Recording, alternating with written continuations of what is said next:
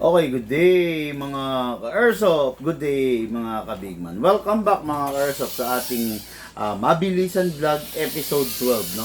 Unit ng ating ka-Airsoft, Mang Mario. Napakaganda, napakalupit, bagay na bagay sa age ng ating bossing, no? Si Mang Mario ay taga Virac, Catanduanes. Gusto niya ng something na panglibangan, no? Si Mang Mario, Tatay Mario na lang pala tawag ko. Si Tatay Mario isang 72-year-old, no, na farmer diyan sa lugar ng Virac, Catanduanes. So nagtatanim-tanim sila sa bakuran nila. So kahit papaano nakaka-survive sila. So ang kanyang unit na gusto niya paglibangan pambaril daw sa mga peste. Kasi yung ilalim ng bahay nila, which is Imbakan, lately raw parang puro nagkakaroon ng mga pesting daga. Okay.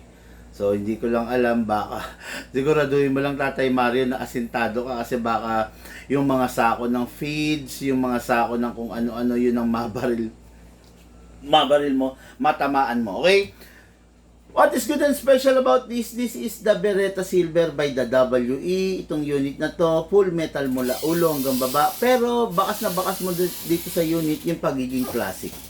Wala siyang ganong upgrades na malulupit sa panlabas. Walang ganong karga sa panlabas, no?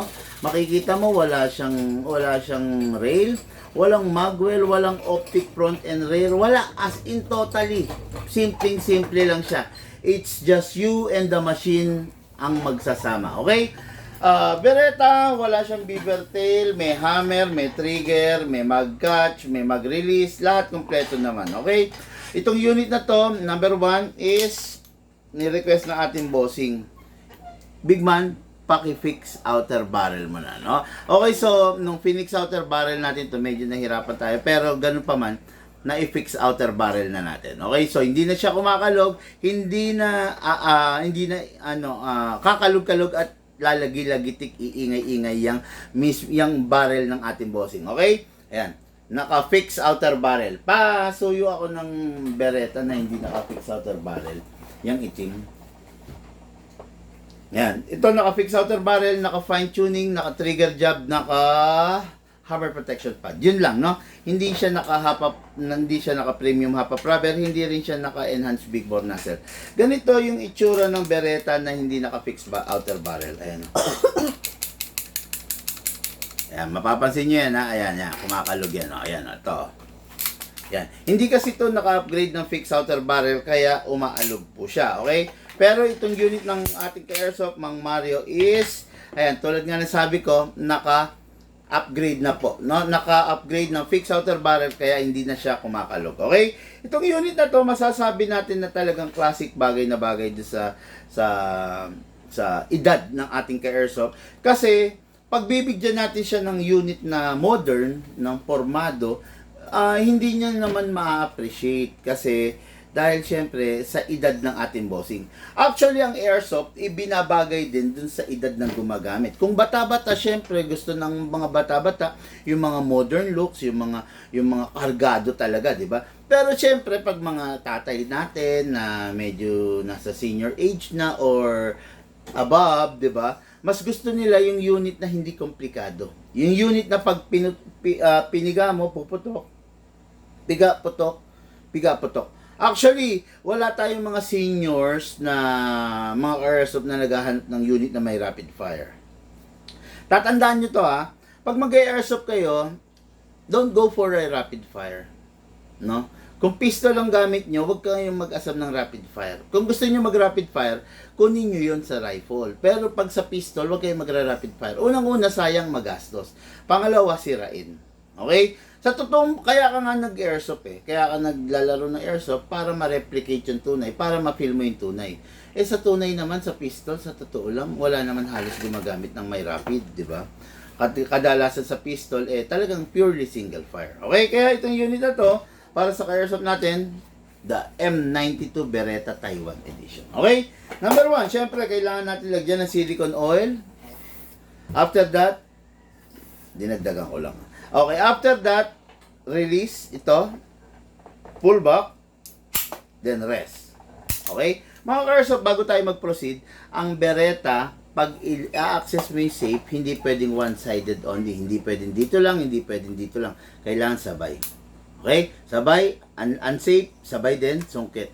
Kawit, pag safe, unsafe, sungkit. Okay, ganun ang Beretta ha. Huwag buwag one-sided lang kasi masisira po yan. Masisira yung selector, wala pong nabibiling selector. Tulad nito, may selector dito, pero mapapansin nyo, wala na siyang selector dito kasi wala pong nabibiling selector. Okay? Press the valve, saka tayo mag-spray. After that, dito rin sa ilalim, spray. Okay. Meron ng silicone oil to, no? Ngayon, Taiwan unit to, pero ang gagamitin natin is 12 kg kasi 12 kg compatible lang ang mga ganitong unit. Hindi mo siya pwedeng gamitin ng 14 kg, mawawarak, mawawasak, mabibitak, magkakrap. Okay? Upside down, then press down. 2 seconds only. 1, 2. 2 seconds only kasi yung unit na ni-request sa atin is upgraded version. Okay? Hindi siya full upgrade pero still upgraded. Magkaiba kasi yung semi-upgrade, yung upgraded, yung full upgrade at saka yung premium upgrade. Okay? Itong unit niya, upgraded version. Okay? Upside down, hatakan to pababa, then place your right thumb here. Para kung mabitawan mo to, hindi hampas dito kasi pwedeng mabasag tong mag-lift. Diretso, dito po ilalagay. Okay. Mas maganda talaga kahit kailan pag may reloader. Pag merong bungi, ganyan, kalugin sideways, kailangan walang bungi. Pasok sa unit, malakas. Okay? Huwag itutulak, hindi maglalak, malakas, kasa. Ready to fire. Mga airsoft, ang Beretta, isa sa katangian niya, mataba. Mataba, bilog, botchog. No? Tapos, mahaba talaga yung slack niya. Okay? Firing, mga airsoft.